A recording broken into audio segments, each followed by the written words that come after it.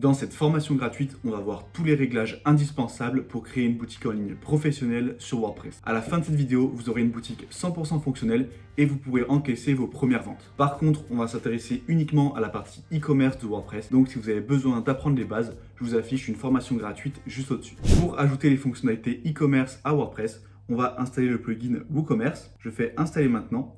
Et pendant que ça s'installe, je vous invite à télécharger gratuitement les 17 ressources WordPress indispensables. C'est le premier lien en description et vous retrouverez les meilleurs thèmes, outils et plugins pour bien débuter sur WordPress. Je vais maintenant activer WooCommerce. Et là, on se retrouve sur l'assistant de configuration. On va remplir ici les informations sur la boutique, donc l'adresse de la boutique. Moi, ça sera en France et je vais mettre une adresse fictive. Je fais continuer. Là, je vais faire non merci pour envoyer les statistiques. On nous demande maintenant le secteur d'activité de la boutique. Ça n'a pas d'incidence sur les options et les réglages que vous aurez dans WooCommerce. C'est juste pour des statistiques.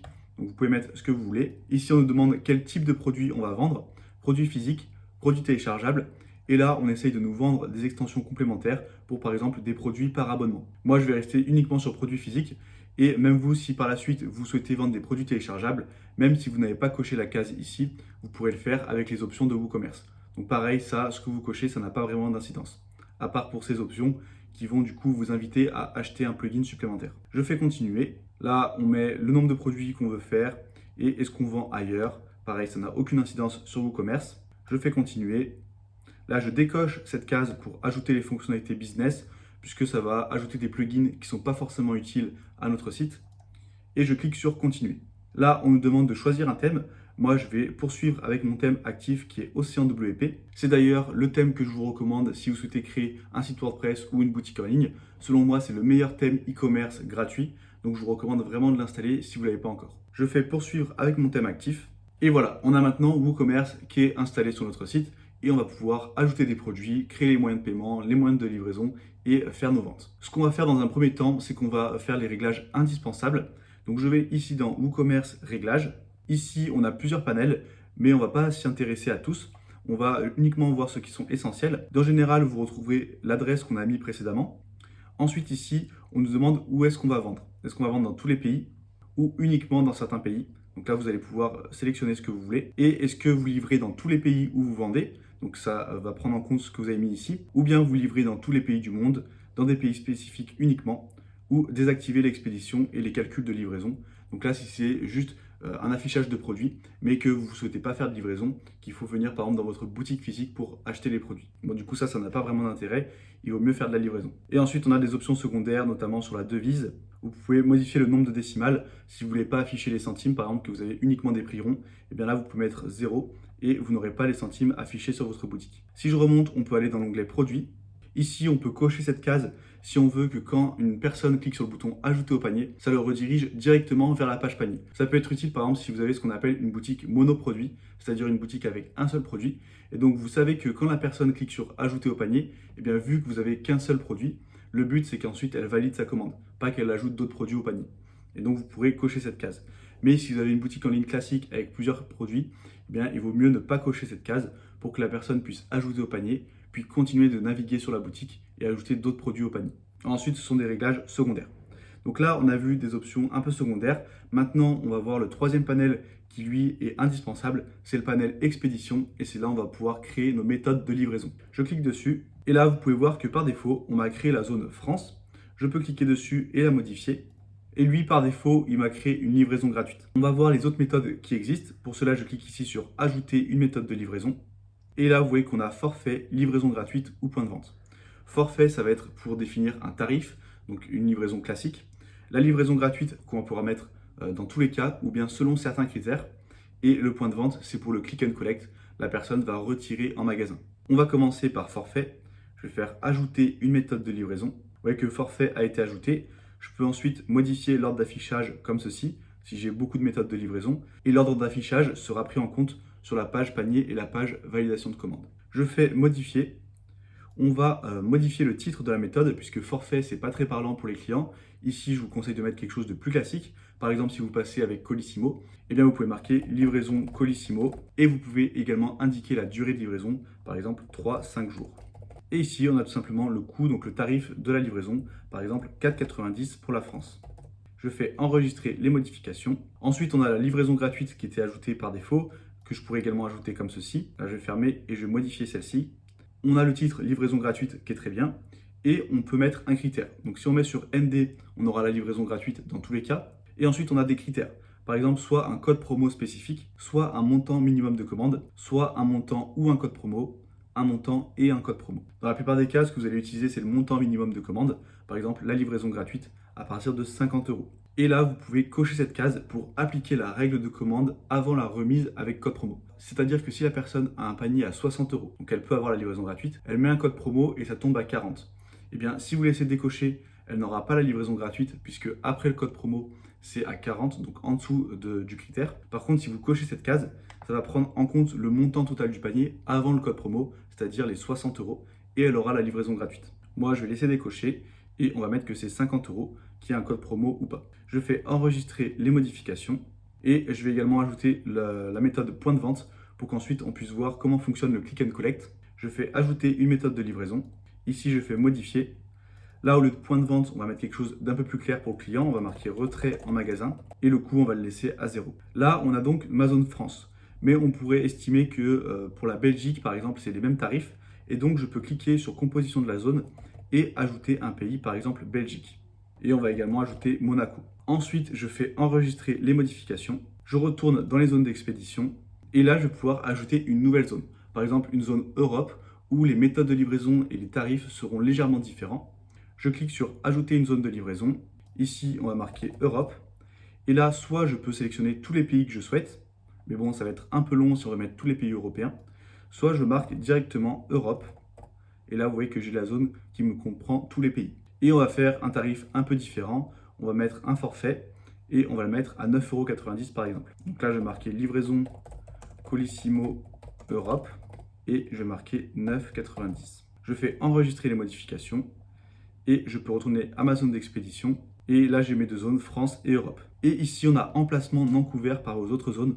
Et donc là, en fait, ça va être tous les pays qui ne sont pas listés dans les zones précédentes. Si vous mettez rien, eh bien, il n'y aura pas de méthode de livraison assignée. Donc ça marquera un message comme quoi la personne ne peut pas se faire livrer. Mais si vous livrez également dans le reste du monde, que vous livrez à l'international, eh bien, vous pouvez gérer les modes d'expédition ici et ajouter une livraison reste du monde, une livraison mondiale. Donc là, vous mettez ce que vous voulez, par exemple un forfait. Là, on va marquer livraison Colissimo mondiale. Et cette fois, on va mettre par exemple à 14,90 €. Je fais enregistrer les modifications. Et maintenant, j'ai mes livraisons qui sont configurées. J'ai toutes mes zones avec une méthode de livraison. Ensuite, on peut aller ici dans options de livraison. Et là, on a des options supplémentaires. Est-ce qu'on va activer le calculateur de frais d'expédition sur la page panier? Moi, j'ai tendance à plutôt le désactiver et à afficher les méthodes d'expédition uniquement sur la page de validation de commande une fois que l'adresse a été renseignée. Donc là, je décoche et je fais enregistrer les modifications. Maintenant qu'on a créé nos méthodes d'expédition, on va s'intéresser aux moyens de paiement. Je vais ici dans l'onglet paiement et on a plusieurs paiements par défaut. On a WooCommerce Payments qui est un plugin officiel de WooCommerce qu'on va pouvoir installer pour mettre les paiements par carte bancaire. Et on a des moyens de paiement un peu plus secondaires, virement bancaire, paiement par chèque, paiement à la livraison. On va les voir rapidement et ensuite on verra comment ajouter les moyens de paiement par carte bancaire et avec PayPal, qui sont vraiment les deux moyens de paiement les plus importants. Virement bancaire, si je clique ici sur terminer la configuration, on arrive sur cette page. Là, on va pouvoir activer le paiement par virement bancaire et on va pouvoir mettre la description qui va indiquer comment ça se passe. Donc là, vous voyez qu'on a un message qui dit effectuez le paiement directement depuis votre compte bancaire. Veuillez utiliser l'ID de votre commande comme référence de paiement. Et votre commande ne sera pas expédiée tant que les fonds ne seront pas reçus. Ici, vous avez juste à entrer les détails de votre RIB et la personne, elle aura ça sur la page de validation de commande. Une fois qu'elle aura validé la commande, eh bien, elle aura votre RIB et elle pourra faire le virement. Et ici, vous pouvez marquer un message d'instruction qui apparaîtra également sur la page une fois que la commande est validée. Tandis que ce message description, il apparaît sur le formulaire de commande. Donc juste avant que la personne ait validé vraiment la commande. Ensuite, pour les paiements par chèque, c'est un peu similaire. On a une partie description qui apparaît avant la validation de commande et une partie instruction qui apparaît une fois que la commande est validée. Et le paiement à la livraison, ça par contre, on va l'activer puisque nous, on a mis la méthode de livraison retrait en magasin. Et donc là, c'est important de pouvoir mettre paiement à la livraison, c'est-à-dire que la personne eh bien, va pouvoir payer directement au magasin. Pour cela, je fais ici terminer la configuration. Je vais le renommer, au lieu de dire paiement à la livraison, je vais marquer paiement en magasin. Je vais cocher cette case pour activer la méthode de paiement. Et là, je vais marquer payer directement en magasin comme description. Je vais enlever les instructions. Et là, vous voyez qu'on a une option supplémentaire, c'est activer les modes d'expédition. Eh bien, on va pouvoir activer cette méthode de paiement uniquement pour certaines méthodes de livraison. Ici, vous voyez qu'on a toutes nos méthodes de livraison qui sont listées. Moi, je vais aller dans point de vente et dans France, retrait en magasin. Comme ça sera disponible uniquement pour les personnes qui vont faire un retrait en magasin, donc uniquement pour le click and collect. Si c'est une personne qui veut se faire livrer chez lui, eh bien, il ne pourra pas faire le paiement en magasin. Je fais enregistrer les modifications et je retourne dans paiement. Maintenant, on va installer le paiement par carte bancaire. Pour cela, j'installe le plugin WooCommerce Payment. Une fois que c'est installé, ça nous redirige automatiquement ici. On n'a plus qu'à cliquer sur Finish Setup. Là, il va falloir vous connecter à un compte WordPress. Donc là, je fais approuver. Et moi, j'ai déjà un compte Stripe qui est connecté à mon compte WordPress. Stripe, en fait, c'est ce qu'on appelle un processeur de paiement. C'est une entreprise qui va vous permettre d'accepter les paiements par carte bancaire et qui va prendre une petite commission. C'est 1,5% plus 25 centimes par transaction pour les cartes européennes. Et donc moi là, ça m'a passé directement l'étape puisque c'est synchronisé avec mon compte. Mais vous, normalement, ça va vous rediriger vers la plateforme Stripe. Vous pourrez créer votre compte. Vous allez voir que c'est très simple. Vous avez juste à renseigner les informations de votre entreprise et des informations personnelles. Et une fois que vous aurez rempli les informations de Stripe, vous pourrez connecter et ensuite vous arriverez également sur cette page. Ici, on a un nouvel onglet du coup Payments qui a été ajouté et vous retrouverez dans Transactions tous vos paiements. Et dans Stripe, vous entrerez également les coordonnées de votre compte bancaire. Comme ça, vous aurez un virement automatique. Dès que vous avez plusieurs transactions, ça sera automatiquement transféré vers votre compte bancaire. Moi, je retourne dans WooCommerce Réglages, dans l'onglet Paiement. Et ici, vous voyez que maintenant, on a WooCommerce Payments, où on retrouve le paiement par carte bancaire, et All Payments Method. Et là, on retrouve ce qu'on avait configuré tout à l'heure. Je retourne dans WooCommerce Payments, et on va changer quelques options. Déjà, on peut activer le test mode. Donc ça va permettre de faire une commande de test avec un numéro de carte bancaire fictif. On le fera par la suite. Là, vous voyez qu'on a activé Credit Card et Debit Card, donc c'est bon. Et ici, on a Express Checkout. Ça, c'est ce qui permet de payer avec Apple Pay ou Google Pay. C'est une option qui peut être intéressante pour les personnes qui sont sur smartphone. Mais par contre, on va aller modifier les options dans Customize, puisque par défaut, il va nous l'afficher sur les pages produits et la page panier. Ça, je vous déconseille d'afficher les boutons sur les pages produits et pages panier pour éviter de distraire l'utilisateur. Sur une page produit, on doit avoir un seul bouton, c'est le bouton Ajouter au panier. Donc on va enlever les boutons PayPal ou les boutons secondaires. On laisse uniquement le bouton Ajouter au panier. Je descends un petit peu et je fais Enregistrer. Ensuite, je retourne dans les réglages ici. Je redescends un petit peu et il me semble qu'ensuite, c'est tout bon. Là, on peut cocher cette case. Et si on coche cette case, ça va proposer au client d'enregistrer les données de la carte bancaire pour que la prochaine fois, il n'ait pas à retaper les numéros de carte. Et ensuite, les autres options, on n'a pas besoin d'y toucher. Je vais juste recocher le test mode et enregistrer les modifications. Maintenant, on va installer PayPal. Ça aussi, c'est un moyen de paiement qui est très populaire et que je vous recommande d'installer. Pour cela, on va installer l'extension officielle. Je vais dans Extension, Ajouter. Ici, je tape PayPal et on a WooCommerce PayPal Payments qu'on va installer. Donc je ne sais pas pourquoi cette extension est très mal notée. Moi, j'utilise depuis plusieurs années et je n'ai jamais eu de problème avec. Et je pense que ce qui est responsable de cet avis assez négatif, c'est plutôt PayPal en lui-même et pas WooCommerce, puisque PayPal prend des commissions assez élevées et a tendance parfois à bloquer des comptes sans trop de raison s'il y a beaucoup de transactions. Après moi, personnellement, je n'ai jamais eu de problème, mais c'est peut-être pour ça qu'il y a des avis assez négatifs. Mais l'extension en elle-même, moi, elle a toujours fonctionné très correctement. Donc, je vais activer ici le plugin. Puis, je vais dans WooCommerce Réglages. Je vais dans Paiement, dans tous les moyens de paiement. Et ici, on a maintenant PayPal. D'ailleurs, je vais le remonter et je vais le mettre juste dessous les paiements en WooCommerce. Je fais enregistrer les modifications. Et là, je vais cliquer sur terminer la configuration. Ici, on a plusieurs options. Est-ce qu'on va accepter les paiements par carte bancaire? Ça va ajouter un champ supplémentaire pour prendre les paiements par carte avec PayPal. Je ne vous recommande pas forcément de le faire puisque les frais sont plus élevés qu'avec Stripe. Donc les cartes bancaires, je vous conseille de le faire avec Stripe qui a des frais plutôt modérés. Et la PayPal, on va uniquement l'utiliser pour les paiements via PayPal. On a juste à cliquer sur Activate PayPal. Là, ça nous ouvre une fenêtre et on va devoir se connecter à un compte PayPal professionnel. Vous pouvez créer votre compte PayPal Pro gratuitement. Donc là, vous avez juste à mettre votre adresse email. Ça va détecter si vous avez déjà un compte ou pas. Si vous avez déjà un compte, vous allez pouvoir vous connecter. Et si vous n'avez pas encore de compte, vous allez pouvoir le créer directement ici. Une fois que vous êtes connecté à votre compte, vous avez juste à cliquer sur Accepter et Connecter. Ici, je clique sur Retourner sur le site de WooCommerce. Là, ça va s'actualiser et mon compte PayPal sera connecté à ma boutique. Maintenant que mon compte PayPal est connecté, j'ai quelques options supplémentaires. Ici, c'est toutes les options de connexion. Donc, c'est des options secondaires et un peu plus avancées. On ne va pas y toucher. nous, on va aller dans Standard Payment. Ici, vous pouvez activer cette case pour dire que vous acceptez tous les paiements de type secondaire sur PayPal, par exemple le paiement en 4 fois ou le fait de payer plus tard. Moi, je vais l'activer, ça peut intéresser le client. Ensuite, le titre et la description de la méthode de paiement. Je vais juste laisser PayPal. Brand name, ça va être le nom de votre boutique sur PayPal. Donc là, moi, ça s'appelle formation puisque c'est le nom de mon site. Vous, ça va reprendre également le nom de votre site. On va descendre un petit peu. Et ici, on a les PayPal Smart Buttons. Et donc ça aussi, je vous conseille de les désactiver.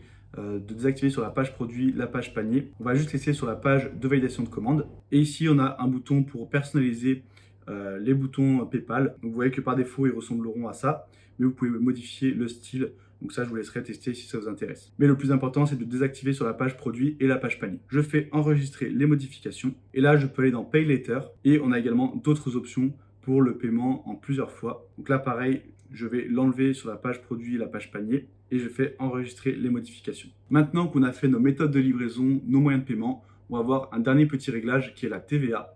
Et ensuite, on pourra créer nos premiers produits. Pour activer la TVA, on va dans Général, je descends un petit peu.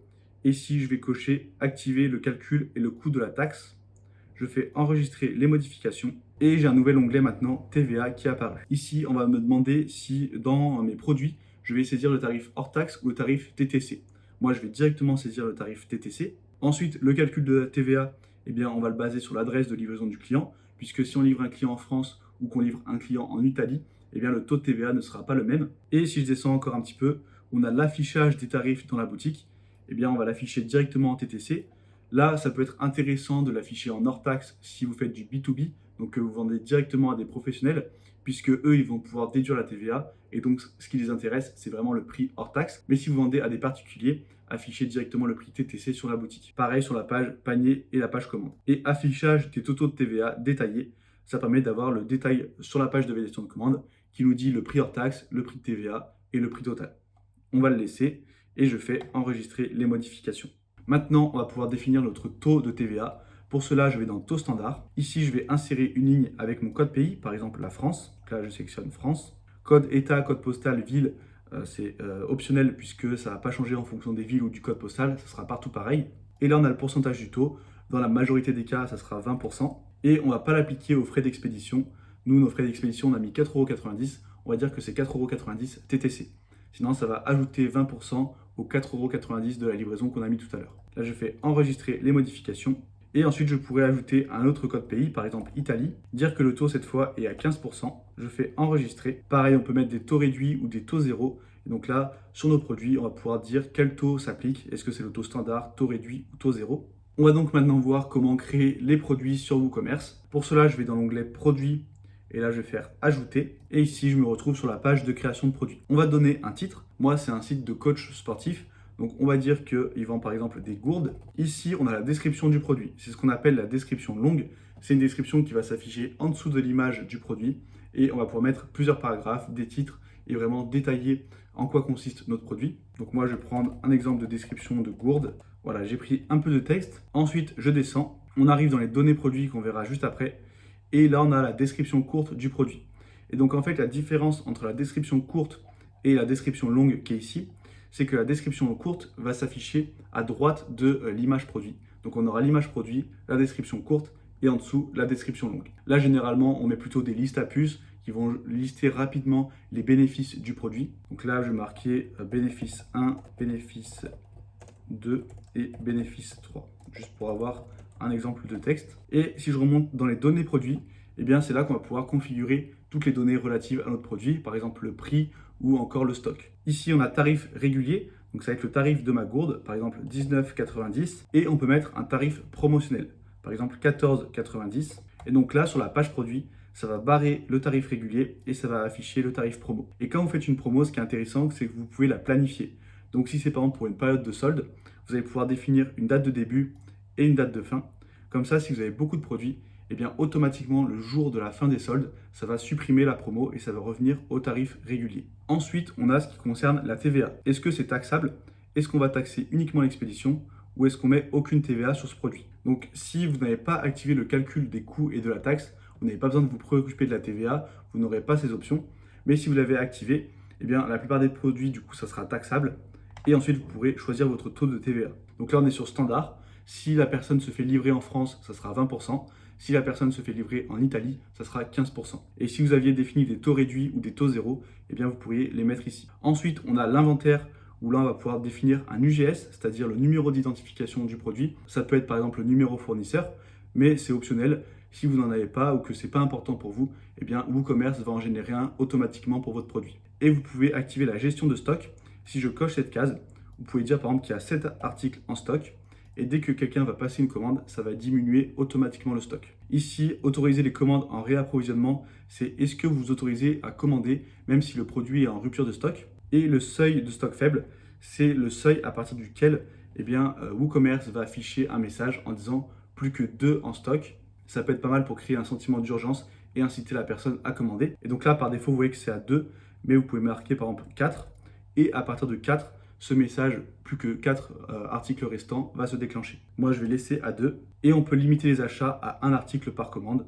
Donc là, si vous faites par exemple des éditions limitées et que vous ne voulez pas que les personnes commandent plusieurs articles. Pour ce qui est de la gestion de stock, on peut le gérer individuellement au niveau des produits, mais on peut également aller dans WooCommerce Réglages, dans Produits. Ici, je vais dans Inventaire. Je peux complètement désactiver la gestion de stock. Si vous ne voulez pas vous en préoccuper sur votre boutique, eh bien vous décochez cette case et sur tous vos produits, il n'y aura pas de stock. Donc les personnes pourront commander à l'infini. Ici, les notifications, c'est ce que vous allez recevoir par email. Donc dès qu'un produit passe en stock faible, donc c'est le seuil qu'on définit ici et qu'on avait vu précédemment également juste ici dans la page produit, et la notification de rupture de stock. Et là, vous mettez l'adresse email sur laquelle vous souhaitez être prévenu. Ensuite, vous voyez que le seuil de stock faible, soit je peux le modifier individuellement pour les produits, soit je peux le modifier de manière globale. Et est-ce que vous affichez ou pas les produits en rupture de stock sur votre catalogue. Et ici, on a le format d'affichage du stock. Soit on l'affiche toujours, par exemple 12 en stock, soit on affiche uniquement lorsqu'il est bas. Et donc là, ça va être affiché uniquement lorsque le seuil de stock faible est atteint. Et vous voyez que ça marque plus que 2 en stock. Ou alors vous n'affichez jamais le stock restant. Moi, je vais l'afficher uniquement lorsqu'il est bas, puisque quand il y a beaucoup de stock, c'est pas très pertinent de l'afficher. Il vaut mieux l'afficher uniquement quand c'est bas et créer un effet de rareté. Je fais enregistrer les modifications et maintenant je retourne à mes données produits. Ensuite, on a l'onglet expédition, on va pouvoir mettre des informations supplémentaires comme le poids ou la dimension. Les produits liés, eh bien, ça va permettre d'afficher des produits, soit dans produits suggérés, ça va les mettre en dessous de votre page produit. Donc la personne va voir par exemple la gourde, elle va descendre un petit peu, elle va voir la description et ensuite elle peut avoir d'autres gourdes qui seront recommandées. Et vente croisée, cette fois, ça sera sur la page panier. Eh bien, vous allez pouvoir afficher des produits. Là, je vous recommande d'en mettre un ou deux, des ventes complémentaires pour essayer d'augmenter votre panier moyen. Et dans attributs, on va pouvoir ajouter des caractéristiques au produit.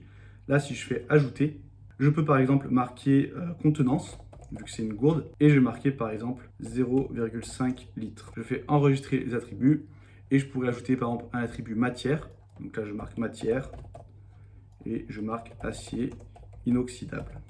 Voilà, je fais enregistrer. Sur le côté, on a les catégories et étiquettes qu'on verra juste après.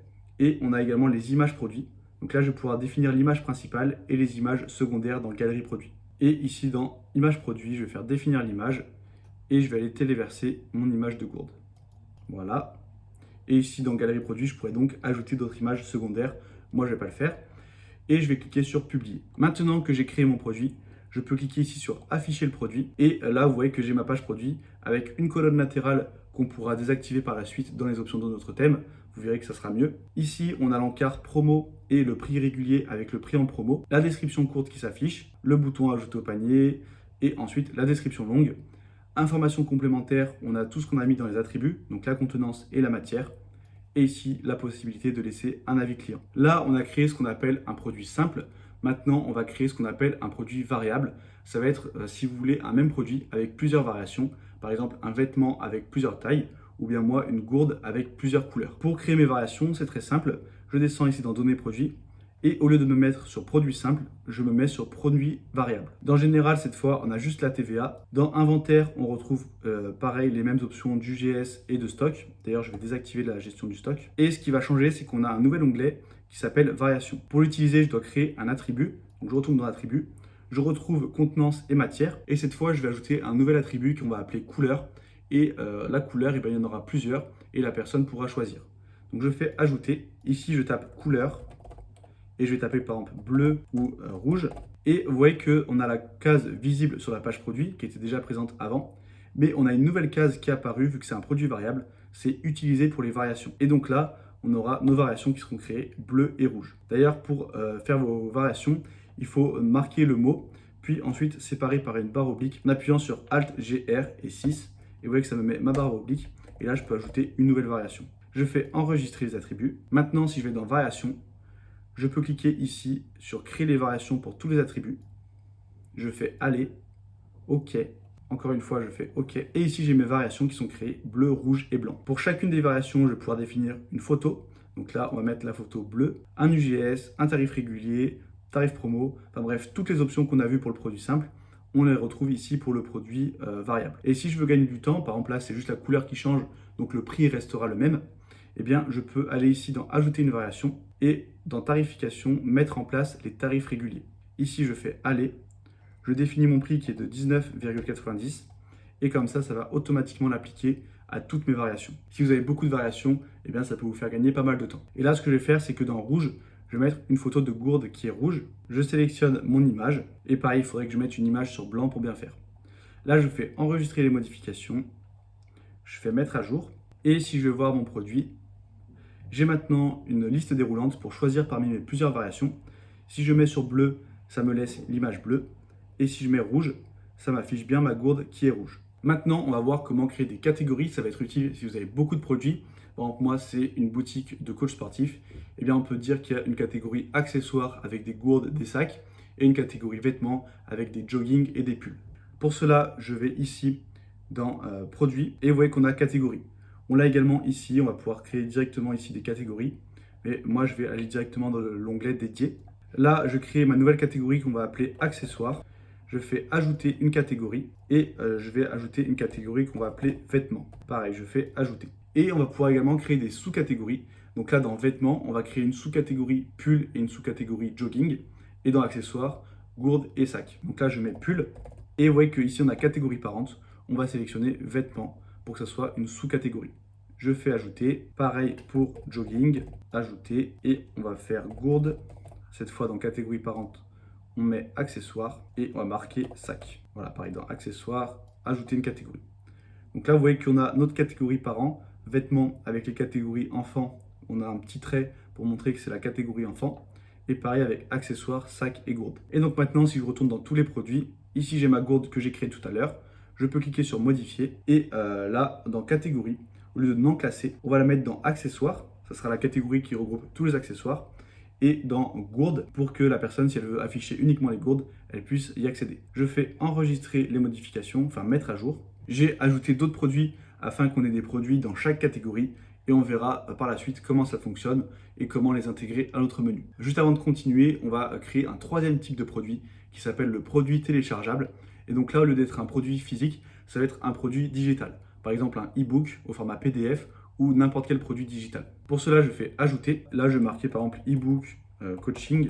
Je descends un petit peu et ici, je reste dans produit simple. Mais vous voyez qu'on a soit virtuel, soit téléchargeable. Le produit virtuel, ça va correspondre à un service, par exemple une garantie ou une assurance. Donc si vous voulez que la personne puisse ajouter une garantie de 4 ans à ses produits, eh bien, vous pouvez créer un produit virtuel, lui définir un tarif et ça va ajouter une garantie de 4 ans et ça va ajouter une garantie de 4 ans à son produit. Et ce produit, vous pouvez par exemple l'afficher sur la page panier. Nous, ce qu'on va faire, c'est qu'on va faire un produit téléchargeable, un produit sous format PDF. Je vais le mettre par exemple à 19,90 € et ici, vous voyez que je peux ajouter un fichier.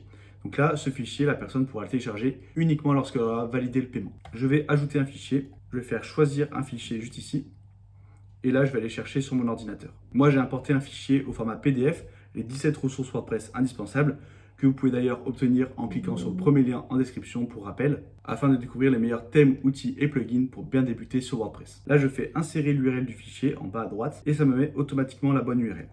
Là, dans le nom du fichier, je vais le marquer coaching sportif, même si ça n'a rien à voir. Vous allez pouvoir définir une limite de téléchargement et une expiration du téléchargement. Par exemple, si je mets 30, eh bien, la personne aura seulement 30 jours pour télécharger le fichier. Après, ça sera expiré. Moi, je vais laisser en illimité et sans expiration. Et là, j'ai juste à faire publier. Je vais quand même ajouter une image et faire mettre à jour. Maintenant, si je vais voir mon produit, eh bien là, j'ai mon e-book coaching. Il faudrait expliquer dans la description courte ou description longue que c'est un produit virtuel, un produit téléchargeable. La personne va pouvoir le commander comme un produit classique. Et ensuite, sur la page de validation de commande, elle aura le lien de téléchargement. On va maintenant voir comment créer notre menu un menu pertinent pour l'e-commerce. Pour cela, je vais dans Apparence, Menu. Et peut-être que par défaut, vous ne pourrez pas ajouter de catégorie produit à votre menu. Vous n'aurez pas l'option ici. Donc si vous ne l'avez pas, il faut aller dans Options de l'écran. Et ici, pensez à bien cocher catégorie de produit. Moi ici, j'ai mon menu principal avec nos services à propos, blog, contact. Mais vu que maintenant c'est une boutique en ligne, on va enlever les éléments secondaires. Par exemple, le blog, on pourrait le mettre dans le pied de page plutôt. Je vais laisser nos services à propos et contact. Et je vais ajouter les catégories de produits. Je vais ajouter les catégories parents. Et je vais créer des menus déroulants avec les catégories enfants. Je fais ajouter au menu. Là, je vais marquer accessoires et vêtements. Et en dessous, je vais glisser les catégories enfants. Donc vous voyez que j'ai juste à décaler d'un cran pour créer un menu déroulant. Pareil pour vêtements. Hop, je remonte. Comme ça, j'ai mes catégories produits directement dans mon menu. Ça, c'est vraiment ce que je vous conseille de faire. Je vois souvent l'erreur de mettre juste un menu boutique, mais ça, c'est pas terrible. Il vaut mieux mettre directement les différentes catégories. Et même si vous avez vraiment beaucoup de catégories, essayez de mettre les catégories les plus importantes dans votre menu principal. Une fois que c'est fait, je clique sur Enregistrer le menu. Et maintenant, si je vais sur ma boutique, là, j'ai un problème d'affichage du menu avec le panier. On ira le régler juste après. Mais vous pouvez voir que sur Accessoires, si je clique dessus, j'ai tous mes accessoires qui vont s'afficher. Et si je veux uniquement afficher les gourdes, eh bien je clique sur gourde et j'ai seulement ma gourde. Donc la gestion des catégories fonctionne correctement. Ça serait pareil pour les vêtements. Et maintenant, on va s'intéresser à l'apparence de la boutique. On va régler ce petit problème de menu et on va voir comment modifier la page qui liste les produits et la page produits. Pour cela, je clique ici sur personnaliser pour accéder aux options du thème. Et comme je vous l'ai dit précédemment, moi je vous recommande vraiment d'utiliser le thème Océan WP. Selon moi, c'est le meilleur thème e-commerce gratuit. Vous allez voir que pour un thème gratuit, on a vraiment beaucoup d'options. La première chose que je vais faire, c'est aller dans En tête, dans Menu, et ici je vais l'aligner à gauche ou plutôt à droite pour ne plus avoir ce problème d'affichage. Ensuite, je fais retour et je vais dans l'onglet WooCommerce. Là, on aura toutes les options liées à notre boutique. On va aller dans Panier du menu, ça correspond à cette icône. On peut décider de le masquer si le panier est vide. Là, si je coche, vous voyez que ça m'enlève le logo puisque je n'ai pas de produit dans mon panier. Mais moi, je vous conseille de le laisser tout le temps actif. Comme ça, dès qu'on arrive sur votre site, on comprend que c'est une boutique en ligne puisqu'on a le logo du panier. Ensuite, la visibilité. Est-ce qu'on l'affiche sur tous les appareils ou qu'on le désactive ou on le désactive uniquement sur ordinateur? Moi, je vous conseille de le laisser tout le temps actif. On peut décider d'afficher uniquement l'icône. L'icône est le total du panier. L'icône est le compteur. Donc le compteur, ça sera le nombre de produits. Et la icône, compteur et total du panier en euros. Donc là, je trouve que ça va faire trop d'informations. Moi, je vous conseille de laisser par défaut icône et compteur du panier, c'est très bien. Ici, vous pouvez modifier le style. Donc menu déroulant, moi, je vous conseille de laisser ça. Quand on va survoler l'icône, ça va nous mettre tous les produits qui sont actuellement dans le panier. Mais sinon, vous pouvez mettre voir le panier. Et donc là, on va pouvoir juste cliquer et arriver au panier. Ou bien lien personnalisé et mettre le lien de votre choix juste ici. Ensuite, on peut modifier l'icône. Par exemple, je peux mettre cette icône. On peut modifier la taille et la position verticale. Après, c'est des options secondaires que je vous laisserai explorer, notamment les options de couleur. Je fais retour et on va aller dans l'onglet Archives. Et donc là, c'est toutes les options qui concernent les pages archives, c'est-à-dire les pages qui listent tous les produits, donc les pages catégories. Ici, dans Affichage de catégories, on peut soit afficher les produits, soit afficher les sous-catégories, soit afficher les sous-catégories et les produits. Donc là, par exemple, si je mets sous-catégorie et produits, que je fais publier, je vais retourner sur ma boutique. Et là, si je vais dans accessoires, vous voyez que ça m'affiche en premier mes sous-catégories, donc gourde et sac. Pour avoir une image ici dans mes catégories, il faudrait que j'ajoute une image. Vous pouvez le faire directement dans les réglages. Ici, dans produits, catégories, si vous faites modifier, à chaque fois, vous pouvez ajouter une miniature. Et donc, en ajoutant une image, vous aurez l'image également ici. Et ensuite, j'ai mes produits qui s'affichent. Donc là, c'est à vous de voir. Moi, souvent, j'affiche uniquement les produits. Pour ce qui est de la mise en page, moi, je vais passer en pleine largeur. Mais si vous avez beaucoup de produits et que vous souhaitez mettre en place des filtres produits, eh bien, vous pouvez laisser la colonne latérale. Comme ça, ici, vous aurez par exemple les filtres par prix, par couleur, par catégorie. Si vous souhaitez mettre en place des filtres produits, je vous affiche une vidéo juste au-dessus où je vous explique comment faire. Mais moi, je me mets en pleine largeur. Ici, on a le nombre de produits par page. On va l'augmenter un peu, on va mettre par exemple 40. Et on va passer à 4 colonnes. Ici, ce que je vais faire, c'est que je vais cliquer sur cette icône, passer en mode mobile. Et sur mobile, je vais afficher 2 produits par ligne. Je reviens en PC. Ensuite, barre d'outils, c'est secondaire. Je descends un petit peu. Et ici, on a style des produits. Donc là, vous allez pouvoir réorganiser les éléments. Vous pouvez déplacer comme ceci pour modifier l'ordre. Donc, c'est les éléments qui s'affichent ici. Moi, ce que je vous conseille, c'est de désactiver le bouton Ajouter au panier, puisque personne l'utilise. Sur tous les sites e-commerce professionnels, on n'a pas de bouton Ajouter au panier directement sur les pages catégories. On les a uniquement sur les pages produits. Donc je vous conseille de faire pareil. Et je vous conseille également d'enlever les catégories pour avoir vraiment un affichage minimaliste avec juste le titre et le prix. Ensuite, je vais faire retour et on va maintenant s'intéresser à la page produit. Là, je clique sur le produit pour arriver sur la fiche. Ce que je vais faire, c'est que je vais passer en pleine largeur. Vous voyez que là, l'affichage du coup maintenant est quand même beaucoup plus propre. Et pareil, on peut réorganiser les éléments qui s'affichent juste ici. Moi, je vais enlever les méta du produit. C'est pas intéressant d'avoir l'UGS et les catégories. Ensuite, on a ce qu'on appelle la navigation de produit. Donc là, vous voyez que c'est la petite flèche. Et ça me met un produit suivant qui est dans la même catégorie. Donc là, qui est dans la catégorie accessoires. Moi, je vais le désactiver. Là, je l'ai désactivé, mais ça s'affiche encore. Ça arrive parfois, on a un petit bug de prévisualisation. Mais si je fais publier et que je retourne sur mon site, on a bien la flèche qui a disparu. Ensuite, on peut modifier la largeur de l'image et la largeur du résumé. Donc l'image, c'est ici et le résumé, c'est à droite. Là, on pourrait par exemple agrandir un petit peu l'image et diminuer le résumé. Voilà, comme ceci. Bon, là, c'est un peu trop gros. Voilà, on pourrait mettre un affichage comme ça. Et le style du bouton ajouter au panier, on peut le mettre par exemple en grand pour qu'il ressorte un peu plus. Si je descends un petit peu, on va pouvoir modifier l'affichage des onglets. Par défaut, c'est un affichage horizontal, mais je peux passer en vertical, comme ceci, ou bien en section. Et là, on a tous nos onglets qui s'affichent sous forme de section. Quand je descends, vous voyez qu'on a ici une petite barre qui nous permet de remonter directement et de sélectionner les options, ou bien si c'est un produit simple et pas un produit variable, directement d'ajouter au panier. Donc ça, si vous avez une longue description, ça peut être intéressant de le laisser. Comme ça, la personne n'aura pas besoin de remonter, elle pourra directement ajouter au panier depuis ici. Et donc ça, c'est ce qu'on appelle la barre flottante qui est ici et que vous pouvez choisir de désactiver si vous le souhaitez, ou bien vous pouvez modifier ses couleurs. Si je remonte un petit peu, ici, on a vente croisée et articles similaires, nombre de meilleures ventes et colonnes de meilleures ventes. Donc là, on va mettre 4 et on va mettre 4 colonnes. Donc meilleures ventes, en fait, c'est ce que vous allez mettre dans les produits suggérés. Et dans éléments similaires, c'est les produits que WooCommerce va afficher automatiquement qui sont dans la même catégorie. Mais vous pouvez décider de les désactiver et d'afficher uniquement les produits que vous aurez décidé dans les produits suggérés depuis les données produits. Je vais faire publier et on a maintenant notre apparence de la boutique qui est personnalisée. Je vais cliquer sur la croix et je vais retourner sur le tableau de bord. On va maintenant voir comment créer des codes promo. Pour cela, c'est très simple. Je vais dans Marketing, Code promo. Ici, je vais pouvoir créer un code. Là, dans le nom, mettez quelque chose d'assez court qui peut se retenir facilement. Par exemple, un code de remerciement après la première commande. On va marquer merci 15. Et on va dire que ça offre 15% de réduction. Ici, on a remise panier fixe. Donc là, ça va être une remise en euros. Remise en pourcentage, ça va être donc 15% par exemple. Et remise produit fixe, eh bien, ça va être une somme fixe en euros, par exemple 15 euros. Mais ça va s'appliquer à chaque produit. Donc si la personne a 3 produits, ça va faire 3 x 15, 45 euros de réduction. Souvent, ce qu'on va utiliser, c'est plutôt le pourcentage. Et ici, dans valeur, si je mets 15, du coup, ça va me faire 15% de réduction. Ici, je peux cocher cette case et ça va débloquer l'expédition gratuite grâce au code promo. On nous explique qu'il faut pour cela qu'il y ait un mode d'expédition gratuit qui soit créé avec l'option un code promo d'expédition gratuite valide comme critère pour la validation. Et vous pouvez mettre une date d'expiration du code promo. Donc là, si vous voulez mettre une durée limitée à votre promotion. Dans restriction d'usage, on va pouvoir mettre une dépense minimale et maximale. Utilisation individuelle, ça je vous conseille de le cocher. C'est pour éviter d'utiliser plusieurs codes promo en même temps. Et est-ce que vous souhaitez exclure les articles qui sont déjà en promotion? Et ensuite, vous allez pouvoir être spécifique selon certains produits, certaines catégories ou certains emails. Et là, dans limite d'utilisation, je peux limiter le code par exemple à 5.